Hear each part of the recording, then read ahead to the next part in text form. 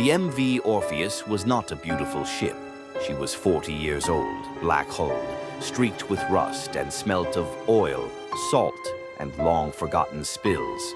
Her engines rattled, her decks creaked, and her crew of 20 worked her with the weary familiarity of men who had sailed too long together.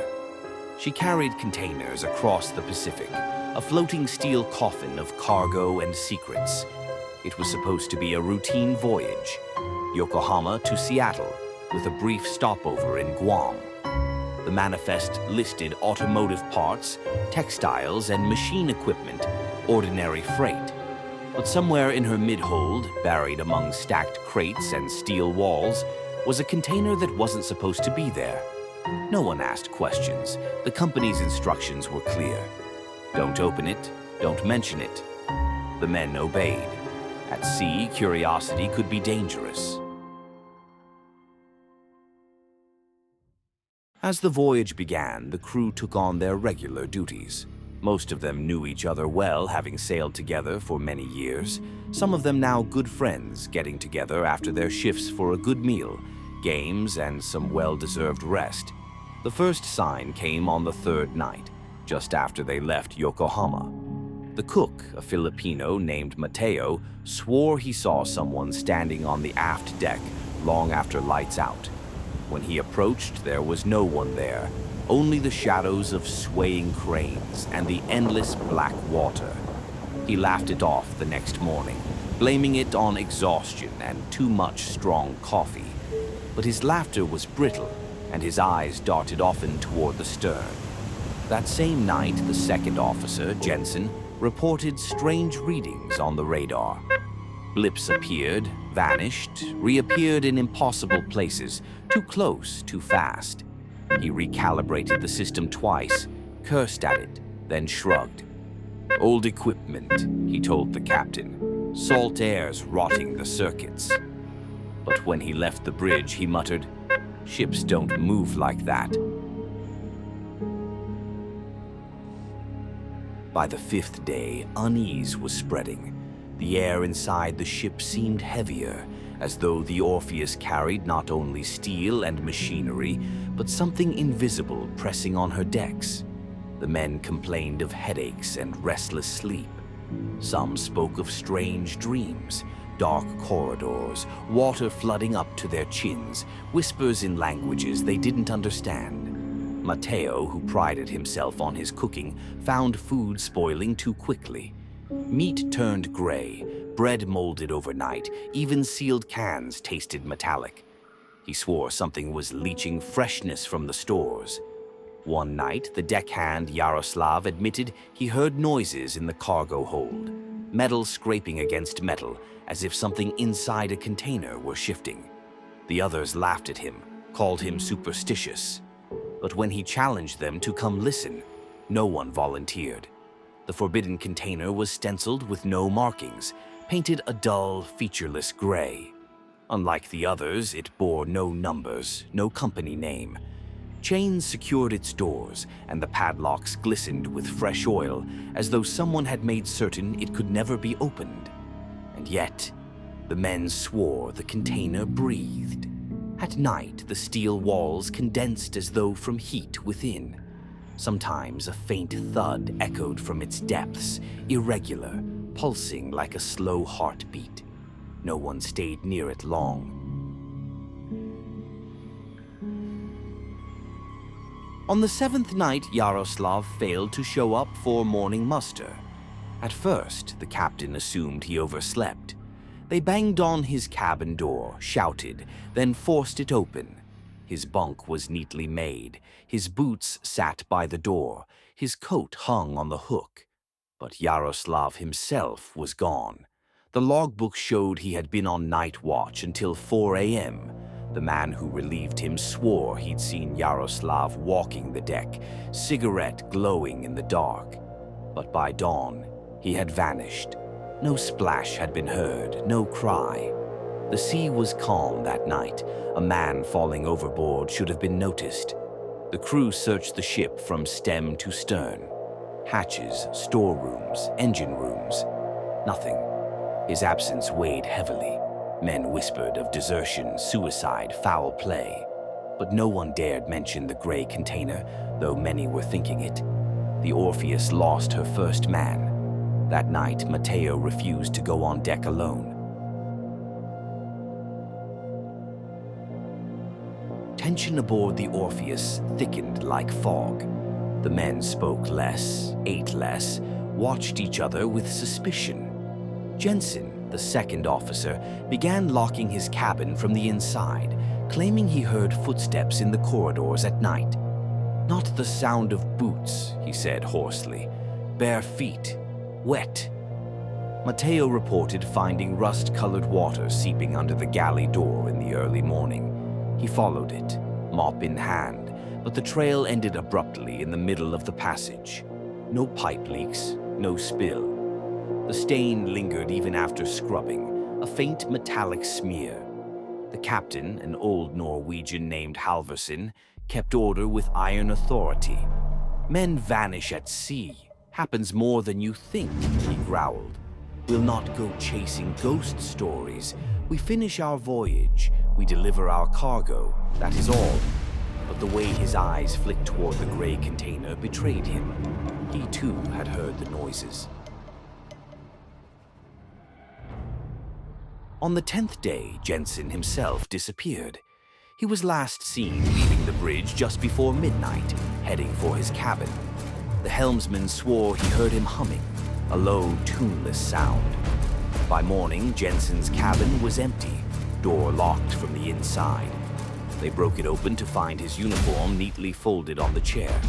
His journal lay open on the desk, ink smeared as though written hastily. The final entry: "It is calling me. I hear it in the steel, in the water. It knows my name. I think I must answer."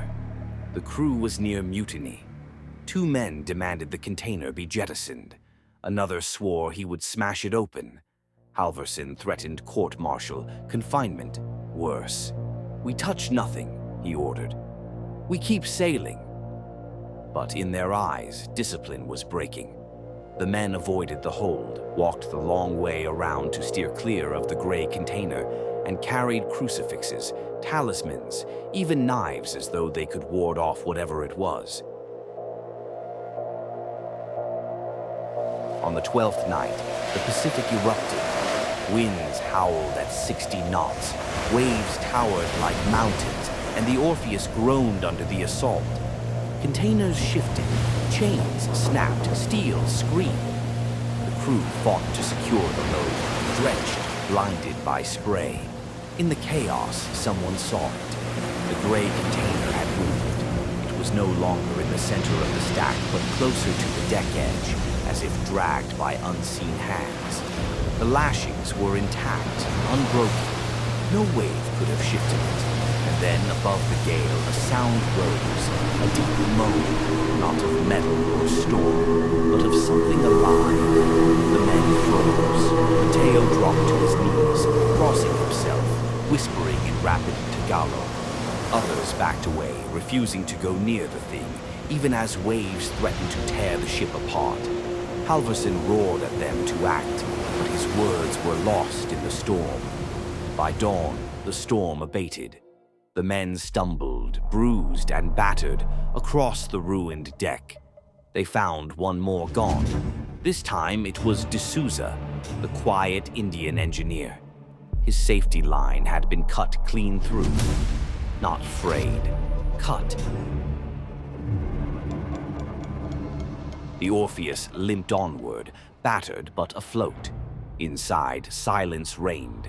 No one spoke unless necessary. Matteo stopped cooking entirely. He claimed the food rotted faster now, spoiling in hours. Men gnawed on crackers, drank bitter coffee, too afraid to eat. The gray container sweated in the heat, condensation dripping down its sides. The steel looked warped now, bulging faintly as if under pressure from within. Some swore they heard whispers when passing it, voices just beyond comprehension. At night, footsteps echoed in the corridors, cabin doors rattled, the engine room lights flickered. One man claimed he saw Jensen's face staring at him through a porthole, though the ship was hundreds of miles from land. The captain grew gaunt, sleepless. He ordered extra watches but stopped leaving his cabin after dark. The bridge crew whispered he sometimes sat for hours, staring at the gray container through binoculars, muttering under his breath. On the 15th night, one of the deckhands snapped. His name was Alvarez, young, only 23. He had been restless for days, eyes bloodshot, fingers twitching. That night, he staggered onto deck with an axe from the emergency locker, screaming that he would free whatever was inside and end the torment. The crew tried to stop him, but Alvarez swung wildly, driving men back. He ran to the container, raised the axe, and struck the lock. The sound that followed was not metal breaking. It was laughter, deep, resonant, echoing from within the steel. Alvarez froze, axe slipping from his hand. He began to sob, backing away, repeating, "It's awake, it's awake, it's awake." They dragged him to the infirmary, tied him down. He raved through the night, voice raw, until at last he went silent. When Mateo checked at dawn, the cot was empty. The ropes were still tied, knots unbroken. Alvarez was gone. By now, half the crew had vanished. Those who remained moved like shadows, gaunt with terror. No one slept more than an hour at a time. They locked their cabins, bolted doors, carried knives, pipes, anything heavy. The Orpheus sailed through waters calm as glass, but within her, madness spread. Men accused each other of sabotage, murder, witchcraft. Fights broke out. The radio went dead, whether by storm damage or something else, no one knew. One morning, the crew awoke to find every clock on board gently spinning faster than they should. Watches, wall clocks, even the engine chronometer, all moving at pace. They never slowed down, as though fate was hastening what was to come. And still the container loomed, pulsing, whispering. It happened on the 17th night. The captain called what remained of the crew to the mess. His face was hollow, his eyes burning. He declared they would finish the voyage, no matter what. "We are sailors," he said. "The sea takes men, but the ship goes on." But as he spoke, the ship shuddered. A deep groan rolled through the hull, vibrating the plates. The lights flickered, dimmed, died. Darkness swallowed the Orpheus. And then the sound. The container split open with a shriek of tearing metal, a sound like the ocean itself, screaming. The men stumbled onto the deck just in time to see the steel doors bent outward, chains snapping like string. From the black gap within poured mist, cold and stinking of rot. Shapes moved inside it, shifting, twisting, never fully formed. One by one, the crew were pulled into the darkness. Some fought, some screamed, some walked willingly as if entranced. Their voices echoed briefly, then fell silent. Halverson stood at the bow, saluting with trembling hand as the mist rolled across the deck. When it reached him, he did not resist. The last to remain was Mateo. He clutched his rosary, weeping, whispering prayers. The mist swirled around him, whispering his name. He closed his eyes, and then nothing. Weeks later, the Orpheus was found adrift 300 miles west of Seattle. No crew aboard. The decks were empty, cabins deserted, food stores untouched. Every container was accounted for except one. The gray container was gone. No lifeboats were missing. No distress calls were logged. The ship's log ended abruptly with Jensen's final entry. When salvage crews explored the vessel, they reported an oppressive silence, a weight in the air. Some swore they heard whispers in the steel. One worker refused to go below decks, muttering of footsteps in the empty corridors. The Orpheus was towed to port, impounded, and eventually scrapped. No trace of her crew was ever found. But now and then, sailors speak of a featureless gray container sighted on docks, listed on manifests under false numbers, moving from ship to ship across the oceans.